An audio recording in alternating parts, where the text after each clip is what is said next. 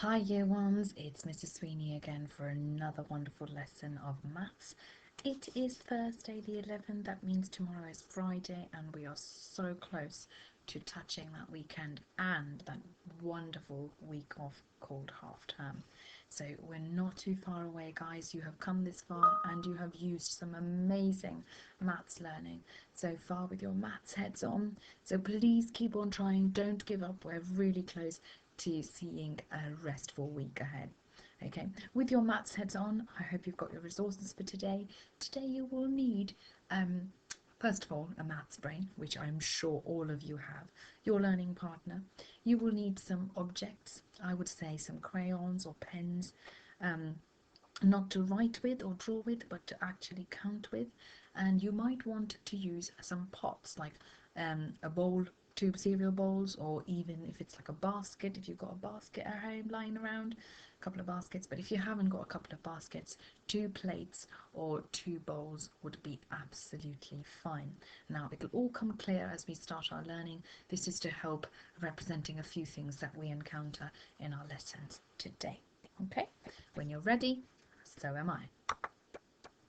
Our learning objective today is to be able to add the sum of the ones to the 10 by separating the ones and the 10. Now that sounds like a bit of a mouthful, especially when we haven't embedded what ones and tens are. Now I will make that very clear to you very shortly.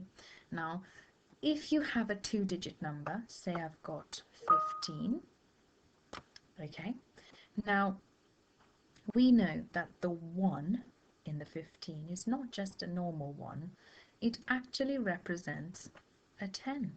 So if I draw a tens frame, now this is going to be a very random tens frame, I'm going to explain to you what I mean. Okay, let's go for it.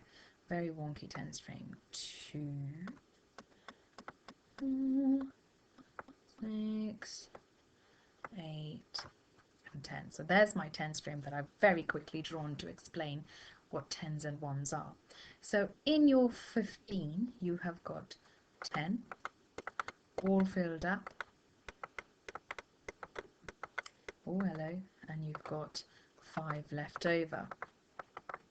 Okay, now those are very small dots. I'm going to try and make them a bit bigger. So there we go.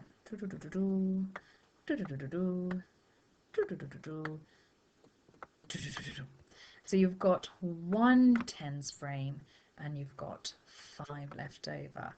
Okay, 5 ones outside. Okay, that's what I mean. So you've got 5 ones here and you've got 1 complete tens frame. Okay, or 1 complete set of 10, which makes your 10. So it's not just 1 and 5 make 15, it's actually telling you the value of each number, which is why when you move on to year 2 or in a few weeks some more learning with maths in year 1, you sometimes might see the number T, the letter T and the letter O written on top of the word of the numbers of the digits. Okay, that means that you have got so many tens in a number and so many ones. Okay, so if you're not sure what a number is, just draw your tens frame and the number on the left is how many tens you've got or how many completed tens frames you have, and the number on the right tells you how many there are left over outside of your tens frame. Okay, and we have used this language before in our learning in chapter 6 to help you understand your tens and ones, and that is why we have embedded it in this lesson today. Okay, so we're using our ones and tens to help us understand addition in a more secure way to help in our learning in addition to subtraction to 20. So I'm going to go back to the previous slide. Now, yesterday, when we were doing our addition, we were splitting up the smaller number to make a 10. Okay? Now, today, all we're doing is the opposite. Today, we're splitting up the bigger number into a 10 and into another number, because the bigger number, say for example, if it's 15, like we just saw, has 10 and 5. So this time you're not using the 10, you're just using the 5 ones to help get to your answer. Whereas yesterday we were splitting the numbers to make a 10 to get to our answer. Today we're doing the opposite. Okay, it'll all come clear as we explore our lesson today. Now, you will need, with your partner, to find a tower of cubes. Now, I said cubes because in school we use multi-link and we also use baskets in school, which is why I said at the beginning of the lesson, if you've got bowls, use bowls, plastic tubs, anything that is around at home. Okay, so it's not a problem if you haven't got baskets. So I don't want anyone going, oh, we haven't got baskets, we haven't got cubes. No, none of that, because you have got plenty of resources already lying around at home. So you will need some objects, or I would suggest pens or crayons, not to draw with but to count with, from basket 1 or a bowl 1 or a pot 1. And you will need a tower of objects or a collection of objects from your pot number 2. Now your 2 pots or your 2 collections or towers will represent the candles that are shown in this picture here. Okay, and this is the picture for our in focus task. And the question is, the multi-million-dollar question is, how many candles there are altogether? And we're going to explore how we will be adding to in a different way today to find out our answer. Okay, oh, don't want that. That was Mrs. Sweeney's scribbles. Now, our sharing and learning is all about understanding the best strategy to add all of these candles up together. Now, one of my friends, again, a very great mathematician, has said that to add the amount of the candles together, you just count all of them one at a time. Now, I know we explored this in our first session for this chapter this week. Is it the best strategy to go 1, 2, 3, 4? Is it the best strategy?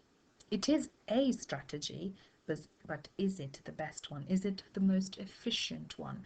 Because remember, in our first ever session, first lesson of this chapter, we talked about us being efficient mathematicians, which means making our work easier and not harder when we do our math. So we're not going to try and be really slow and go 1, 2, 3, 4, because I know that when you were in foundation you learned to do that. You learned to count by 1-to-1 correspondence. Okay, but now we're building on from that and we're becoming even more expert mathematicians. So we're trying to explore the best strategy to find out how it is possible to find out how many candles there are all together. Okay, so think about what is the best strategy. Pause the video, talk to your learning partner. What do you think is the best strategy? We are not crossing candles off. That is not happening, because we want to be expert and fast and quick, proper year 1 mathematicians. So talk to your learning partner and we will explore it a bit together in a bit. Okay. Now, if I were to get a number bond or part whole model from my friend and didn't fill it in, what could we do to help with? Okay, now I have got a blank one. That means my friend gave me a blank one. What could you do to help me? How am I going to split numbers up to help me? Okay, so pause the video and talk about that shortly.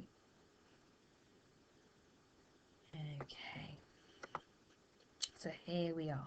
Here's my blank number bond diagram. Now this time, if you look carefully, I'm going to get my pen out.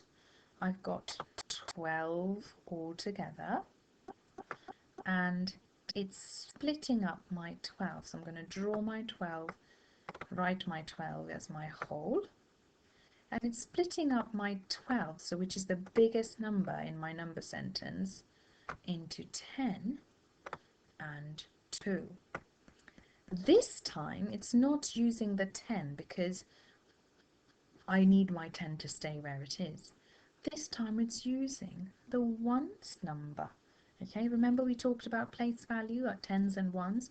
It's using our ones number, so it's using our 2 and adding it on to this 6. Sorry about my doodling, it's not making it's not looking great. I do apologize. It's not very tidy, but it's very tricky drawing with a mouse. So it's adding our 2 to the 6 here to make 8. Okay, so 2 and 6 make 8. So when we finish doing that, the next part helps you add the 10 and 8 together. Okay, so let's look into that a bit more. Oh, sorry about that, I've lost my slide. Where is it? Yes, so it adds my 10. I'm so sorry, children, that my slides are very skippity-doo-dah today. So it adds your 10 and 8 together. So I think that's what I'm going to do. Okay, so you leave your 10 where it is. This time you're using your ones number, your ones place number, the number that is in the ones place. There's so many different ways of saying it, okay, to add on to the number that's left in the number sentence. Okay, now to help your journaling, I have got, ta-da, today's sheet. Okay, you are using the biggest number to split it into a 10 and a ones number. Okay, so 10 and something would make that number. So today you have got 12, add 6 as your challenge number sentence. Okay, but you're using your 12 to split it into 10 and something else. You've got your think. Absolutely use your brains. You can use your number bonds. You can even use your tens frames to help you. So you're physically moving the 2 to add on to the 6. Okay. So you split the 12 up to make 10 and something. Then you add the something to the 6.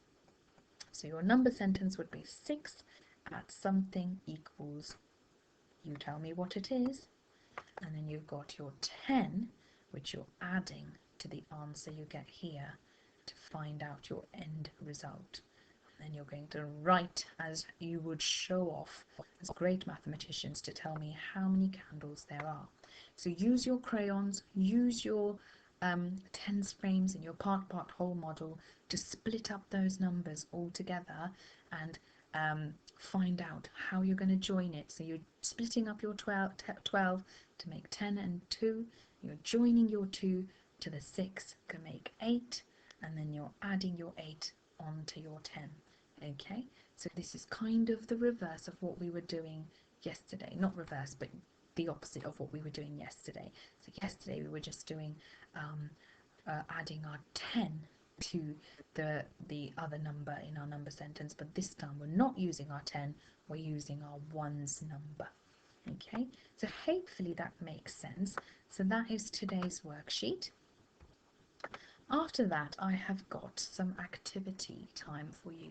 Okay, now this is entirely optional. If you have got time, I would love for you to do this. Now you need to play it in groups of 3 to 4 people. If you haven't got 3 to 4 people, you can just play with your learning partner. Okay, you have got to have some number cards. Okay, and when you've got your number cards, you turn over the 2 cards and you add the 2 numbers that are showing. Okay, so for example, you need let me start again. You've got numbers from 10 till 15, and then you've got numbers from 1 to 4. All right, what you're doing is you're using your 2 cards, then you're splitting the 2-digit number into 10 and a ones number, and then you're adding it to your ones left over in your number sentence to come to the end result. Okay, so you need 2 sets of cards. You can easily make these up at home, use bits of paper to write them down. So you need cards going from 10 to 15, and then you need cards going from 1 to 4. Okay, then you can repeat this game as many times as you like, and the player who wins most cards wins. Okay, whoever gets the correct answer, I need to say, keeps the card. So with the person with the most cards wins. All right. When you have finished that, I would like you to have a go at doing some guided practice. Okay. I'm going to ask you to pause the video here. You're going to split up, check and split up your 4, which is one way of doing it, and then you're splitting up your 13, which is another way of doing it. Now this way we tried to do yesterday, and today is the day where we're trying to do it splitting up the bigger number. Okay, when you have done that, you come to your worksheet for today. You are working on pages 125 to 127, which are uploaded and ready for you to use. So hope you enjoyed today's lesson. If it was a tricky concept, please leave me a message. I am here to get back to you. Okay, take care. Bye bye.